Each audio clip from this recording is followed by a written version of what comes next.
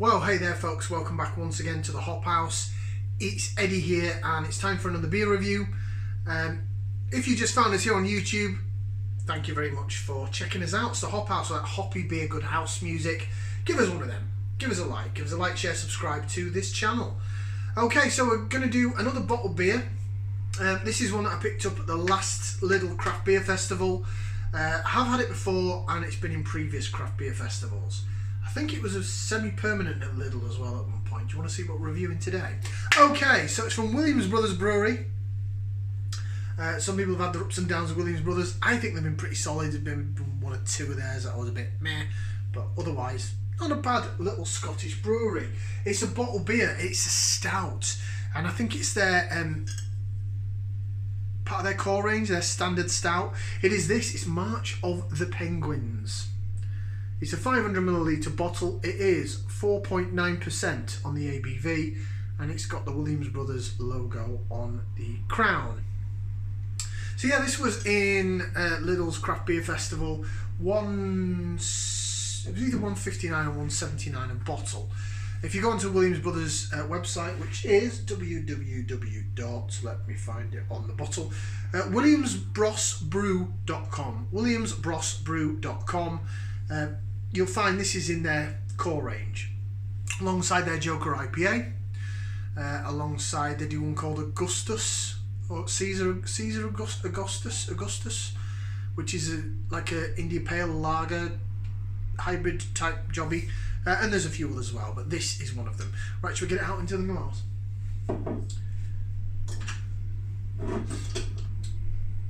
They've done really well, Williams Brothers, out of the budget supermarkets in this country. They've obviously brewed lots of beers with Aldi, and then they've brewed some for Lidl for their craft beer festivals. And some people call them the budget brew dog.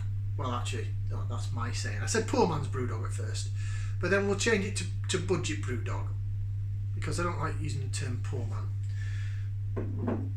I'm pretty sure they're behind the anti-establishment IPA in Aldi, which was the knockoff of Punk IPA, and they've brought out one called Memphis Boulevard, which is a rip-off of Elvis Juice. I forgot the name of the bloody thing then. I actually prefer Williams Brothers to Brewdog, but shh, that's just me. Right, this beer then in the glass, it is a pitch black beer, dark. If I hold it up to the light, to the natural light, there is zero light bleeding through that. It's got a off-coloured, creamy tanned coloured head, and it looks lovely. It was a bit hissy and fizzy when I first poured it in there, but it's now calmed down a bit. The whole bottle's not in there because this glass doesn't fit the whole bottle. It is my coracle beer glass, but the beer's that dark you can't see the logo. It looks good. It certainly jigs around in the glass quite nicely.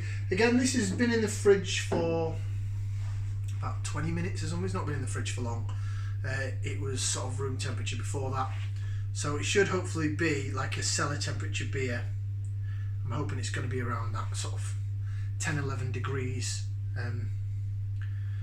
Because it's a stout at the end of the day. You don't necessarily want your stouts to be really cold. It's debatable because I like my beer cold, but the hoppy beers I like really cold. Like I'll stick them in the freezer for 20 minutes, half an hour. Some people could say that's sacrilege, but it dumbs the malts down and lets the hops shine. Because there's nothing worse than having a warm IPA that's really malty and a bit salty malty and a bit... My opinion. It's all opinion based. I'm not a brewer, I don't work in the industry. Right, this looks like a cracking little stout. Shall we get the schnozzle in there? Let's give it a whiff, see what we can sniff. Oh yeah, roasted malt to a T. Really smoky. Espresso, real espresso vibe coming from it. Maybe a touch, yeah, the cocoa, it's the espresso, and also maybe a touch of dark chocolate. But bitter dark chocolate. This doesn't smell sweet. It doesn't smell vanilla-y or coconutty or all the other sort of hazelnut or almond or any of that they put into certain stouts. This smells like a Guinness, like a proper traditional Guinness. Not necessarily the Guinness extra cold. roasted, what it smells like roasted bread, toast, bit of smokiness there, and some espresso vibes. It smells really good. Smells the part. I like it. The head's disappearing a little bit. We'll do a bit of laser vision a bit later on once I've got it down the glass a bit. Should we give it a try? Bottoms up down the hatch.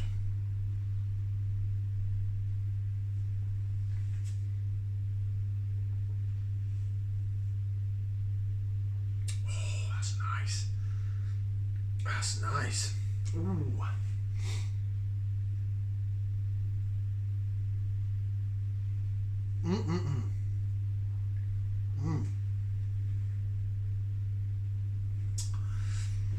Oh, that reminds me of, in fact, see if we can, no, tell you what, do a bit of laser vision and then I'll go through flavours.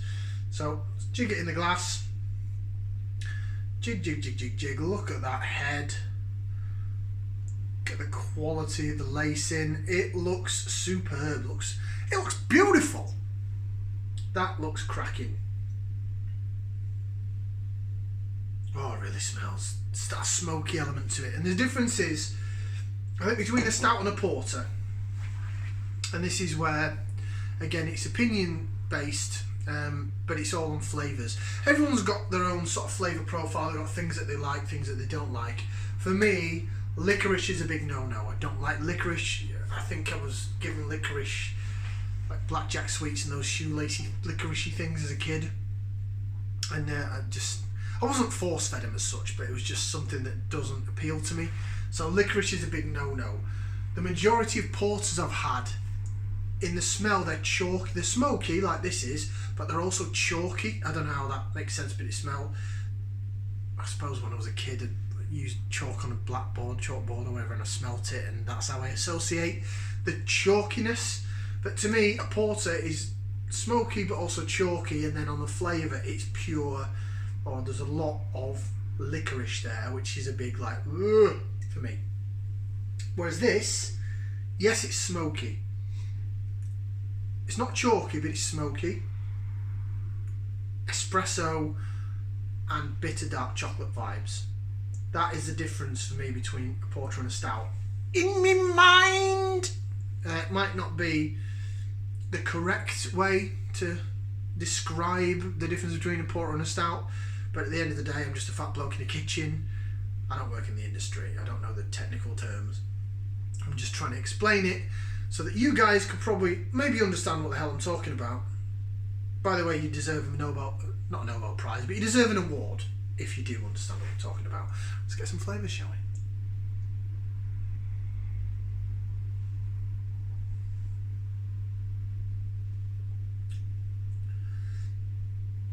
So it's really nice. You're getting the espresso coffee vibes. You're certainly getting the roasted malt in abundance. And what I was going to say earlier before I went off on a tangent, as I tend to do, this reminds me of when I went to Dublin for the first time, 2004. We were over there for Paddy's Day. And one day there was a group of us from I was working at a bank at the time. We went there, stayed in an apartment, etc. We were mainly around the Temple Bar area. Went to the Guinness factory and all that stuff. But one day we just went on this mad walk, and we probably walked about, felt like we were walking all day. But the lasses were doing their thing because there was a group of girls and a group of guys. So us lads went on this mad walk for probably went about 2 or 3 miles out of the city centre. It was still big. Dublin's a big city. Still, quite a lot of buildings around, but we went in this pub and it didn't serve Guinness, it served Smithwick's. And we had this Smithwick's stout, and I just remember it just being really quite bitter and smoky. A lot more smoky and bitter than Guinness. And I think at the time I wasn't keen, because I really did quite like Guinness. But Guinness is all about the aftertaste. It's got that aftertaste, and a lot of people like it or don't like it. But I wasn't used to the sort of real quite tart bitterness. which this has and Smithwick's has. Now, I don't mind it. I'm all over kind of more bitter stouts. And this is one of those. Let's get the rest of the bottle in there. There's no way I can tell that's bottle condition because it's pitch black. You can't see any floaty bits. Yeah, it tastes of toast from the roasted malt and some espresso coffee vibes, and then that tiny little bit of bitter dark chocolate.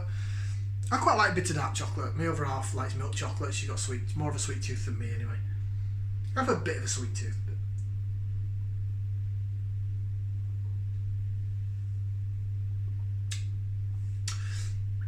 The sweetness, again, I've said this on loads of videos, but that's just how it works. Sweetness runs down the middle of your tongue.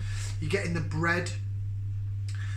Bitterness goes down the sides. You're getting espresso coffee vibes, but you're getting a bitterness.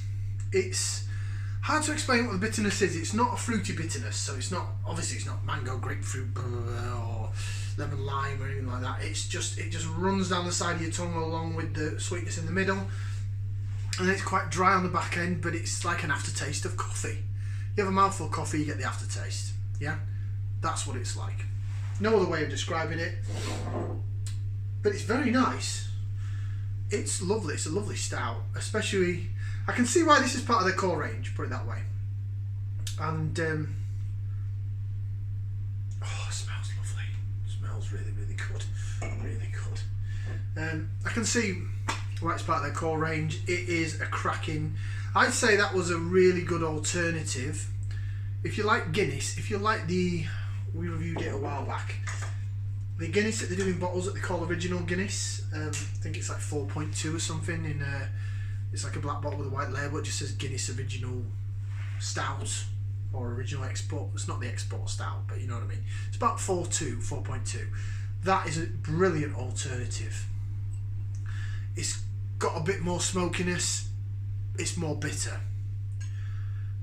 That is a lovely, just standard stout. I could make that a standard. You know, if I wanted to go out and have a stout, if I went to my local pub and they had this, this cask, I bet is absolutely superb. Body wise, it's medium bodied. It is a bit on the fizzy side because it did hiss a little when I opened up the bottle, but I should imagine it's thicker and smoother on cask. But for a bottled stout, that's really nice.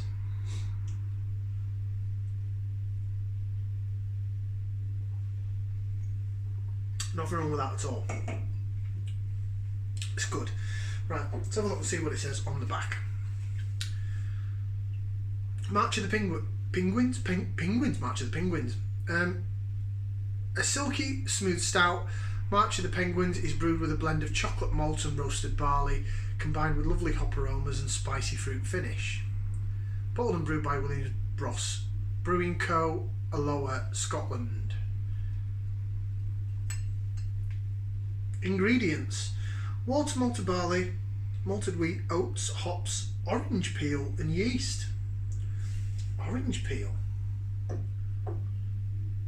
Orange peel.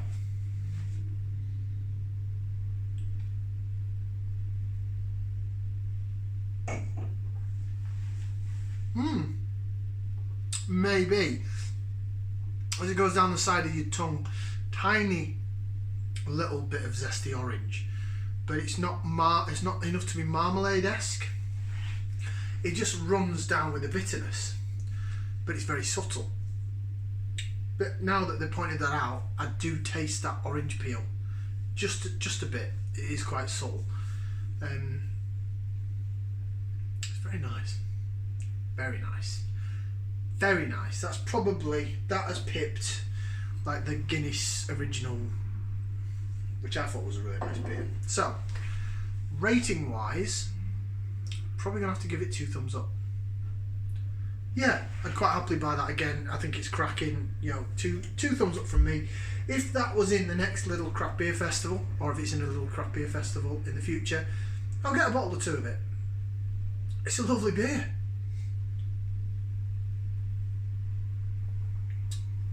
And we're in December now, where you're drinking the darker beers. That's not necessarily that rich either. I think maybe there's that little bit of orange peel there that makes it, I won't use the word zesty, but no, the orange peel blends into the bitterness. But it doesn't feel too heavy, that's what I mean. Sometimes you have a stout. Well, I'm comparing it to things like when I had the North Stars by Northern Monk, which is 9%, this is 4.9. It doesn't fill you up like a dessert. Could I session this though? Yeah, it's probably got the right amount of body in it that it's not too thick, so I'd probably say I would have maybe 2-3 bottles of that. Then I'd probably move on to something else. But yeah, it's definitely 2 thumbs up from me. Like, share, subscribe. Thank you very much for watching. We'll see you all for another beer review in the future. Ciao for now, people.